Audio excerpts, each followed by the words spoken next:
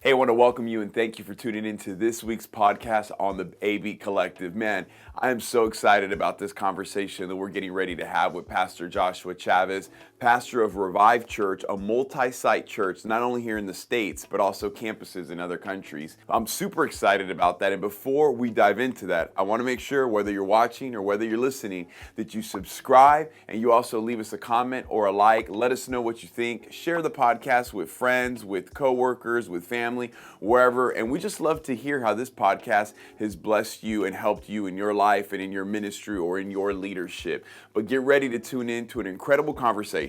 Now, I do want to let you know, we did have some mic problems. We were doing all of these podcasts on different sites.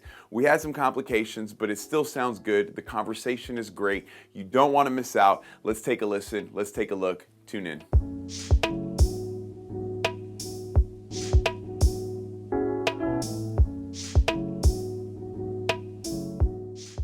Today we have Pastor Joshua Chavez from Revive Church. He's not only a pastor, he does incredible things all throughout the city, all throughout the West Coast. He's all over the place. So without further ado, I want to welcome Pastor Joshua Chavez. Hey, Pastor Alberto, thanks for having me, man. I'm excited to be with you today, man. Man, it's good to be here. Thank you for letting us be in your beautiful church, an incredible campus. Glad you guys are here. Man, hey, before we jump into it, why don't you tell us a little bit about yourself and what you do? Yeah, I am a husband, a father, a son, a friend, a brother. I am a follower, crazy follower of Jesus, and I get to serve as the lead pastor of Revive Church that is now a multi-campus, multi-site church in the greater Los Angeles area, and we have a campus in Matehuala, Mexico, and San Luis Potosí. So we're starting to plant churches outside of the US of A, man. Wow, that's awesome. And I know I just want to give honor where honor is due, man. We love you. We love Pastor Noemi. My wife and I love following you guys. I know you guys are inspiration to so many people. You guys have definitely inspired us from close up and from a distance.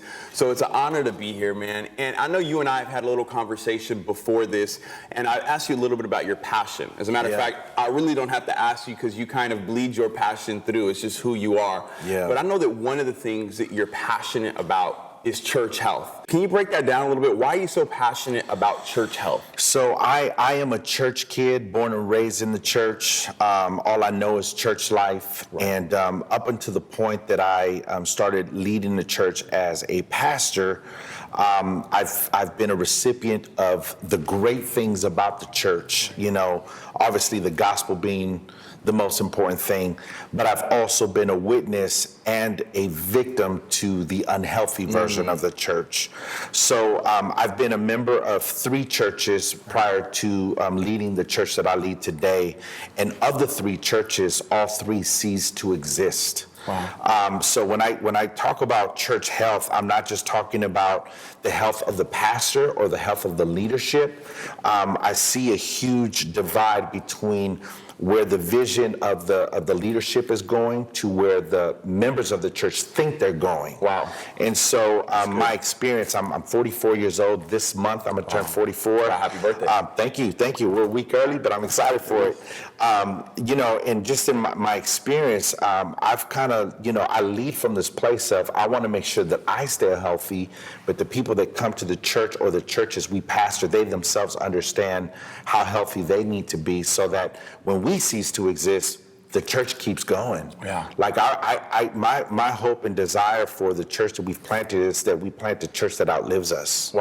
That's good. I love what you said. You said you've been both a witness and a victim to unhealthy churches. And obviously you have a healthy church. You have a thriving church here in Long Beach, but your reach is also now going international. You're planting churches locally and you're planting churches abroad. So obviously there must be some things that you are doing right, a lot of things that you're doing right. What are some things that you've implemented or that you've been extremely intentional about as seeing church health be a part of your community and maintaining throughout your community? There's some practical things. Right. So we lead from a place of authenticity. We're not afraid to say that we're broken. We're not afraid to say we're struggling. We're not afraid to share the things that we ourselves as individuals, before we are pastors, before we are leaders, we are followers of Jesus as well. And from the top down. We lead from a place of authenticity. Let's just be honest with what it is we're facing. That's good. And I think what that does, it begins to destroy the barriers that are keeping people from living behind a facade. Like, this church won't accept me because I struggle with, or this church won't love me because I've done this, or this church won't accept me because this is where I'm at. Right. We let people know that, the place of grace, where Jesus meets us, is in this place of brokenness. So God loves us all where we are, but he loves us too much for us to stay there. So leading from that place is kind of where we start. Okay. Yeah. Now, what do you do to ensure that all your campuses are healthy and that your leadership in the congregation is healthy? Obviously, you have a couple plants in LA and then your plant in Mexico. How do you maintain that? How do you implement that health there? So in order for us to become a healthy and successful multi-site church, we cannot abandon the core values of who we are, right? And so coming back to this place of authenticity, that's a core value for us. Okay. Busyness happens. We're all in our lane. We don't, for our campus pastors, they know that we don't micromanage what they do on a day-to-day basis. There are going to be some needs in their communities, or even our church in Mexico. There's some needs there that are going to be so different from what it is we're doing here in Long Beach, California. However, we cannot abandon the approach to how we do ministry, the holistic approach, which is, I am your pastor, but I'm not better than you. That's good. I am your pastor. I'm not necessarily stronger than you. I may be ahead in my relationship with him, and as a pastor, there's a covering, there's an anointing, there's an authority that God gives us to lead, but it doesn't make me, superior to my fellow brother. And so I think we try our very best to preserve that. Even in our staff meetings, everyone has a voice at the table. They're not coming to meet at a staff where Pastor Josh is going to lead us and tell us what we need to do. Right. So, going back to the unhealthy version of church, especially within the Latino model, there's this authoritative model. There's this, forgive me for saying it this way, this dictatorship model, right? Like, I am the lead voice, God speaks to me, this is how it's going to be done. Right. And so what ends up happening, people now come to your church, they respect you and love you, but they're also afraid of you. Wow. And so when they're afraid of you, you're only going to get so far with how authentic they are going to be with you. And so the moment they lose love and the moment they lose respect from you, they'll leave you. They'll abandon you. Wow. And so going back to just my witness in me being a victim of that type of church model, man, I live on a day-to-day basis making sure that I don't cross that threshold. I don't want to be that pastor who is authoritative. There's authority that God's given us, and we want to lead well. We're responsible. At the end of the day, we're accountable for the things God is trusting us, but I don't want to hurt people in that process. That's so good. That's so good. Now, Pastor Josh, there's a lot of people that are listening. There's young leaders, young pastors, maybe a couple church planters, lead pastors. There could be some leaders right now that are in the middle of an unhealthy environment, and they don't even recognize it, right? You can grow up in it, you can kind of be hired into it, and it just becomes a part of who you are, becomes a part of the fabric of your spiritual DNA, and you don't even recognize, man, this is like not good, this is not healthy. What are some symptoms that you would speak into, or what are some symptoms of an unhealthy model? I think, I believe that God will never ask anything from any of us that's going to hurt my marriage. That's good. My family. That's good. My family's well-being. And I, Bible says we overcome by the power of our story, right? Right. And so just going back to my story, I remember going into my pastor's office many years ago, and I won't share his name, by the way. Love him. He's a man of God, but obviously led from this place of, he probably didn't know better. He didn't have the accountability around him to teach him better. But I remember I was newlywed, had my firstborn baby, and just in the space of like, I needed to make money. I needed a job. Right. At the time, I was serving as the worship leader at the church that I was at. And I got offered a job. And the job that was offered to me, they were willing to give me Sunday off, but I had to work Friday. But the church I went to had a Friday night service. So obviously this conflict in my heart, like, what am I going to do? Like, I need to go talk to my pastor because I'm the worship leader here. And I went and I spoke to him, just like, Pastor, this is a blessing for my family. Right. I got a job. I can provide for my family. God's blessing. This is an answer to prayer. And this is exactly how the conversation went. So I'm going to take the job, but I'm not going to be able to lead worship on Fridays. And I remember his face just kind of went down, and he nodded, and he started crying. Wow. And in his tears, he said, I don't know where I went wrong. Like I haven't taught you well. How can you do this to the Lord? Oh, wow. And I remember walking out of this office feeling guilty that I entertained the thought of taking a job that was going to provide for my family, but it was going to hurt my church because I was no longer going to be able to lead worship on a Friday night. Wow. Now, mind you, I didn't see how unhealthy that was for years. Until that moment. I walked away from that moment feeling like I heard my pastor and I heard my church and I heard God, because I entertained the possibility of caring for my family. Yeah. And so it wasn't until years later where more of that type of unhealthy behavior and unhealthy control over me as a ministry leader in the church, where my eyes began to be open, and as I learned more and I was exposed to more, and realized, like, wait a minute, my first ministry is my home. That's right. My first ministry is my family. My first ministry are my children, and something's not right here. Right. So just making sure that me as a pastor now, that I'm leading from a place where I always tell my staff, like, you got to care for your home, your family. Yeah. And if you need to walk into my office and say, hey, I can't work here anymore because I need to, vaya con Dios. God's got you. Amen. Do you think that moment, as rough as it was, do you think it helped shape you to be the leader that you are today? And if so, how? Absolutely. So I believe we either become the poison that we drank, or we learn from the poison that almost killed us. Wow, you better tweet that, write that.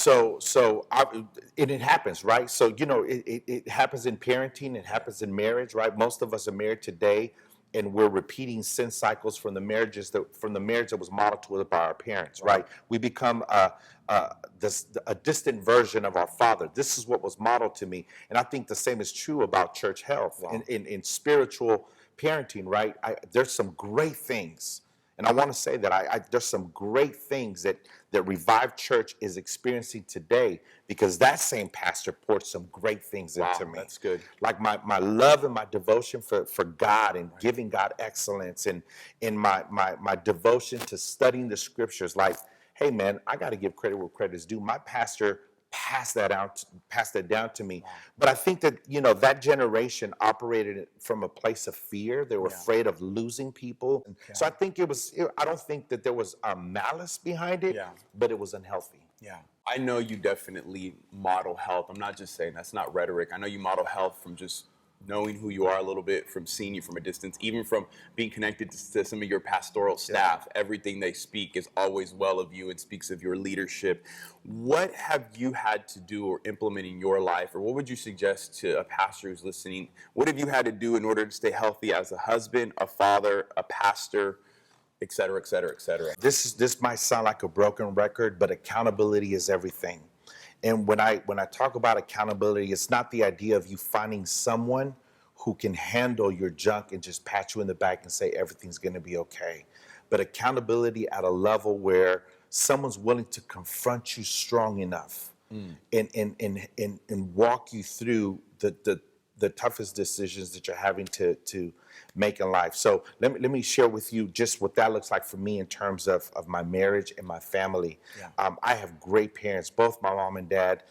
They stayed married, but they had a dysfunctional marriage. It wasn't great. In early on in my marriage, I saw how the sin cycle began to, this is what was modeled to me. This is how we do marriage, right? And it's so easy, especially within Latino culture. Así fue mi papá. That's how my dad was. My abuelo was that way. That runs in this blood. Like the Chavezes, this is how we roll. Right. But there's a thin line between what am I going to honor in terms of my culture and my lineage and my name versus what's more important for me as a child of God. And so coming back to accountability, like I made a decision early on in my marriage. I think we know some of the same people. Dr. Larry Acosta was key in my life, just exposing me to breaking down some of those unhealthy cultural norms that I would default to as a Latino father, as a Latino husband, and then taking accountability to the next level, like literally investing into marriages that are further along on the journey with me, and not just hanging out with them, but actually giving them permission, giving my wife access to people around me. Should I be in a season where I'm just in a blind spot where I don't see what she's seeing? And we've all been there, right? Like you're in the middle of an argument. I don't see things the way you do. And you know what? No, you're wrong, right? Yeah. Well, the reality is many times we're sitting in a blind spot. So what if my wife has access to someone outside of our marriage? And, it's as easy as a text like, hey, Josh is just like sitting in the blind spot. Like, you got to reach out to him. So I've placed those people around me. And I'll be honest with you, I hate getting those calls. Right. Like, I forget that I gave my wife permission to do that. Right. So when I see the text come in like, yo, your wife reached out to me, like, what's going on? I'm hot. I'm upset. I'm mad. But I realize the effect after that conversation takes place. Like, my God, it all brings me back to this place where you are not going to make the mistake others have made because they've been too proud to be vulnerable and authentic. It's never fun. No. But that's how we work at this. I love that, man. Now, what would you say? How would you speak into this, man? Especially with social media, with church planting, the way a lot of things are. You've seen a lot of independent guys, a lot of guys.